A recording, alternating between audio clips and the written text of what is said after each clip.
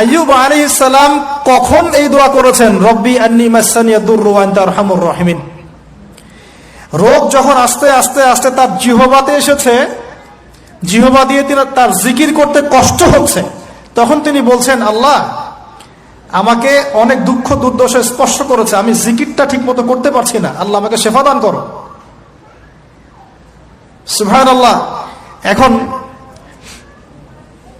আল্লাহ রাব্বুল আলামিন তাকে গোসল করালেন, সুস্থতা লাভ করলেন, তাকে আহাল পরিবার দিলেন, আরোগ্য দান করলেন। শিক্ষা জীবনে যত বড়ই রোগ ব্যাধি বিপদ আপদ বালা মুসিবত আসুক না কেন, এই দোয়াটা পড়বো, আশাহত হব না, হতাশ হব না, আল্লাহর প্রতি সুধারণা রাখবো, দোয়া করবো রব্বি আন্নী মাসানিয়া দুর ওয়া আনতা আরহামুর রাহিমিন। ইনশাআল্লাহ শেফা হয়ে যাবে।